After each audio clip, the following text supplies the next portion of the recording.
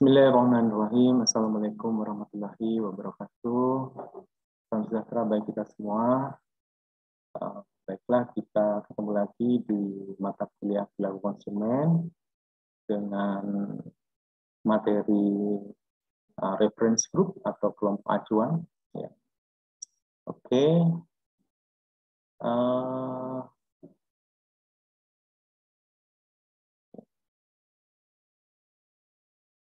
Apa sih kelompok acuan itu? Kita definisikan sebelumnya, kita bahas apa sih kelompok itu ya. Sebelum kita bahas detail terkait dengan kelompok acuan yang akan menjadi rujukan setiap konsumen kita dalam menentukan keputusan pembelian. Pengertian kelompok itu adalah kumpulan dari dua orang atau lebih yang saling berinteraksi untuk mencapai tujuan bersama. Jadi kelompok pastinya lebih dari satu orang ya, kumpulan dari dua orang minimal. Kita bisa katakan itu sebuah kelompok. Oke, kelompok acuan merupakan kelompok yang mempunyai relevansi dengan perilaku konsumen, di mana relevansi ini terkait dengan kelompok tersebut menjadi rujukan ya, individu untuk mengambil keputusan pembelian ya. Sebenarnya keputusan pembelian sebelumnya pastinya ada beberapa tahap sebelum sampai pada keputusan pembelian. Jadi kelompok acuan inilah merupakan individu atau kelompok.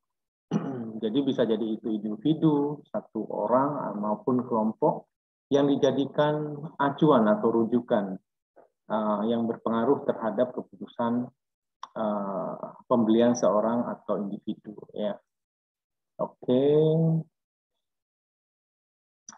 Ada dua kelompok acuan menurut intensitas interaksi dan kedekatan ya. Kita bagi ada kelompok primer dan kelompok sekunder. Kelompok primer ini adalah kelompok yang informal ya. Di mana kelompok tersebut tidak ada struktur organisasi, aturan yang mengatur di dalamnya. Nah, seperti mungkin keluarga, teman, di mana ada komunitas-komunitas tertentu yang sering kita berkumpul bersama-sama, itu bisa dikatakan kelompok primer atau informal ya, tidak ada struktur organisasi khusus. Terjadi biasanya seseorang seringkali berkumpul sehingga itu menjadi sebuah kelompok.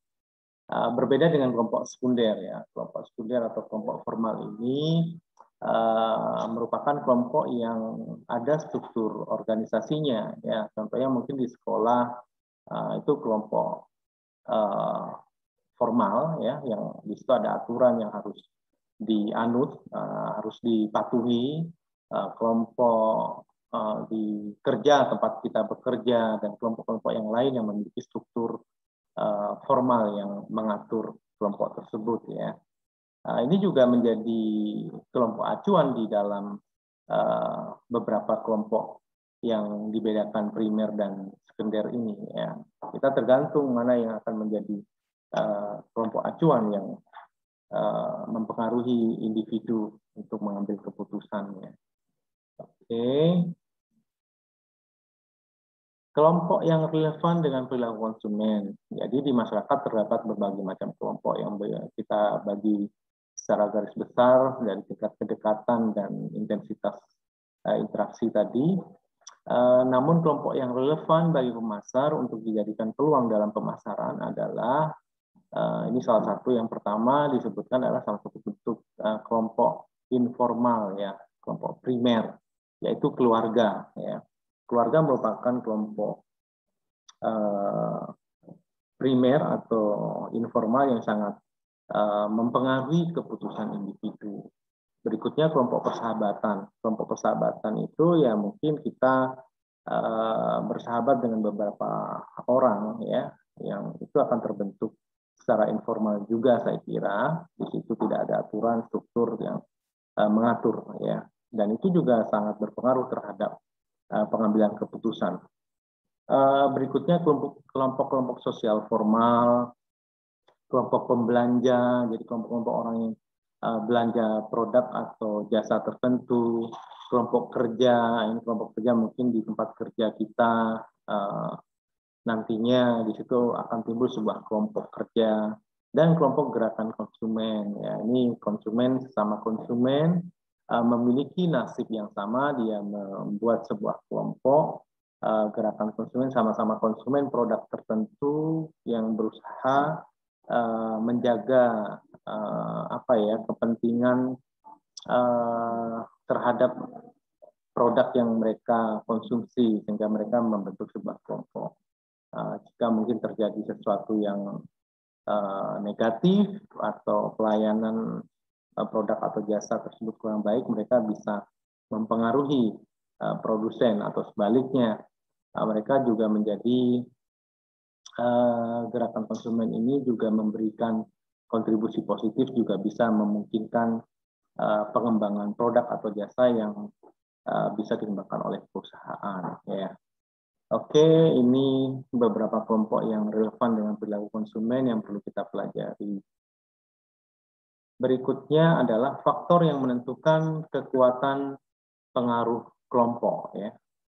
Kelompok mempunyai pengaruh kuat jika kelompok tersebut mampu menginformasikan, membuat individu lebih menyadari atau mengenal produk tertentu, produk atau jasa tertentu. Yang kedua, memberikan kesempatan untuk membandingkan. Jadi kelompok itu memberikan kesempatan membandingkan informasi atau informasi produk atau jasa yang dimiliki. Apakah benar, memiliki kelebihan atau kekurangan, ya, dan sebaliknya. Sekarang dengan adanya sosial media, kelompok tersebut sangat mudah, ya, yang menjadi reference. Kita membandingkan review-review yang sudah dilakukan oleh anggota di dalam komunitas tertentu di dalam sosial media. Itu sangat memungkinkan, sangat memudahkan kita mereview atau membandingkan sebuah produk atau jasa. Ya. Berikutnya, kelompok mempunyai pengaruh kuat jika mempengaruhi individu untuk mengadopsi sikap. Ya. Jika kelompok tersebut memiliki pengaruh yang kuat terhadap individu untuk merubah sikap atau mengadopsi sikap menyukai produk atau jasanya, itu kelompok tersebut bisa dikatakan yang mempunyai pengaruh kuat yang mungkin menjadi sasaran pemasar. Kita jadikan reference group tersebut sebagai pembantu pemasar untuk menyampaikan pesan, harapan dia bisa banyak orang menyukai, bahkan membeli produk atau jasa tersebut. Berikutnya yaitu melegitimasi keputusan individu untuk menggunakan produk yang sama. Legitimasi ini dalam hal ini lebih meyakinkan bahwa produk itu adalah produk yang baik, produk yang tepat untuk dikonsumsi. Ya. Jadi di sosial media kebanyakan juga banyak hal yang bisa kita gunakan sebagai konsumen, ya, konsumen untuk meyakinkan bahwa produk ini kualitasnya benar-benar bagus atau tidak. Ya, kita bisa melihat bintang review dan sebagainya, memiliki bintang berapa. Ini juga itu salah satu contoh kelompok yang sangat memiliki pengaruh kuat, ya. Jika ada komunitas tadi, kelompok grup konsumen produk tertentu, nah itu mereka akan sharing di sana dan saling meyakinkan, melegitimate keputusan, ya. Oke, berikutnya bagaimana aplikasi kelompok rujukan dalam pemasaran, ya. Kelompok rujukan atau acuan yang seringkali dipakai pemasar biasanya memang selebritis, ya, baik dari kalangan artis, ya, musisi, pelawak, politikus, atlet dan sebagainya, ya. Ya, orang-orang yang terkenal, selebritis itu biasa kita gunakan sebagai bintang iklan, ya. Selebritis. Nah, ini artis sendiri, artis ada sendiri, ya, ternyata, ya. Selain, saya kira selebritis juga, artis juga termasuk di dalamnya.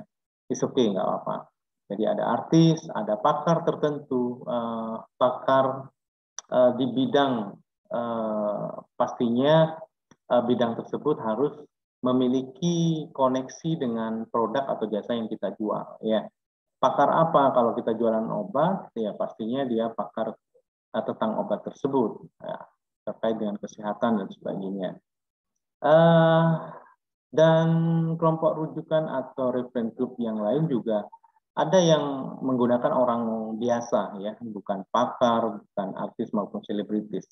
Orang biasa ini juga menjadi pilihan jika orang tersebut memiliki pengaruh yang kuat terhadap banyak orang, ya, anggota di dalam sebuah komunitas tertentu. Berikutnya adalah eksekutif dan karyawan, juga menjadi seringkali dipakai sebagai kelompok acuan, ya. Dan yang terakhir, karakter dagang. Karakter dagang, jadi di dalam sebuah iklan, pesan komersial, saudara akan menemukan karakter. Ya, ini biasanya dengan gambar kartun, gitu ya. Ya, jadi bintang iklannya kartun, karakter tertentu yang terkait dengan produk yang dijual atau dipasarkan, ya. Ini juga menjadi alternatif sebagai kelompok acuan. Contohnya begini, kita mengenal kartun yang sudah lama, mungkin banyak dan pastinya segmen pasarnya kemungkinan besar terkait dengan anak kecil, ya, yang suka nonton film kartun. Contohnya kartun Mickey Mouse, gitu ya. Nah, itu bisa kita gunakan sebagai kelompok acuan karena kenapa? Mungkin kita bisa melihat banyak orang yang menyukai karakter, mengenal dan menyukai karakter dagang tersebut, karakter Mickey Mouse tersebut, sehingga kita bisa menggunakan karakter Mickey Mouse sebagai kelompok acuan, ya. Jadi bisa jadi anak-anak itu beli produk atau jasa, ya, melihatnya bukan karena produknya, bisa jadi karena gambar karakter itu mereka tertarik dan minta membeli kepada orang tuanya, bahkan nangis-nangis, ya. Nanti saudara bisa temukan mungkin ada produk yang di situ ada gambar karakter kartun tertentu, kartun, ya, yang sebenarnya mempengaruhi segmen pasar anak-anak tadi yang memang menyukai karakter dagang tersebut. Oke. Berikutnya aplikasi kelompok rujukan atau acuan dalam pemasaran. Memang sebagian besar banyak artis, ya, peran artis dalam mempromosikan produk atau jasa. Jadi ada istilah endorser, ya, penyampai pesan, ya. Dalam hal ini menggunakan artis sebagian besar. Karena kenapa kita memanfaatkan keterkenalan, famous, ya. Jadi keterkenalan artis tersebut sehingga kemungkinan besar banyak konsumen atau target market kita menyukai personal dari seorang artis yang akan menyampaikan pesan produk atau jasa kita. Oke, peran artis dalam mempromosikan produk yang pertama yaitu memberikan kesaksian, testimoni bahwa produk atau jasa yang dikonsumsi itu memang sesuai dengan manfaat dan harapan calon konsumen, ya. Jadi kalau kita konsumsi produk, apa sih manfaat yang didapatkan, itu yang akan disampaikan oleh kelompok rujukan atau artis dalam hal ini. Berikutnya adalah memberikan penguatan atau dorongan, ya. Kalau kita dengar istilah endorse, nah ini istilah yang digunakan, endorsement, ya, endorser.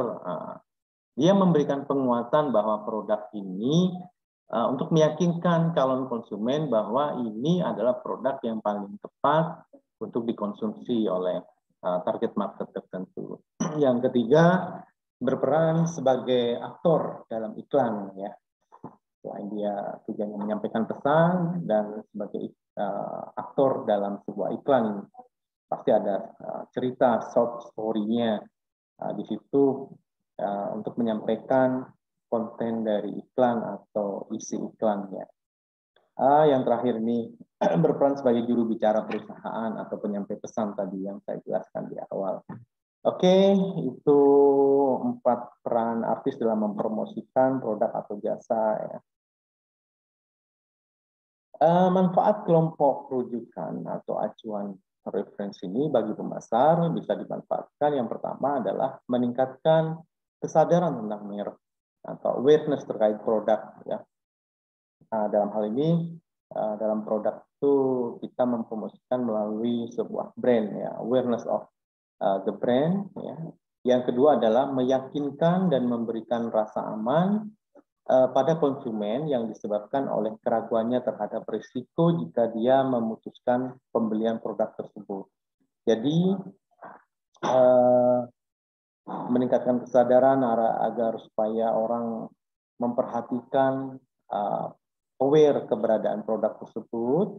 Terus yang kedua, meyakinkan atau endorse tadi, memberikan dorongan dan memberikan rasa aman pada konsumen karena ada risiko-risiko jika dia salah pilih produk atau jasa.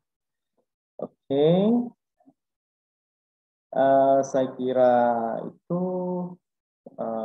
materi kali ini terkait dengan kelompok acuan atau kelompok rujukan yang berpengaruh terhadap pengambilan keputusan sebuah individu atau calon konsumen.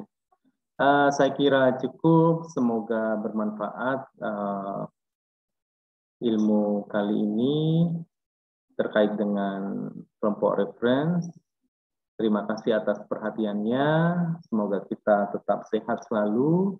Wabillahi taufiq wal hidayah. Wassalamualaikum warahmatullahi wabarakatuh.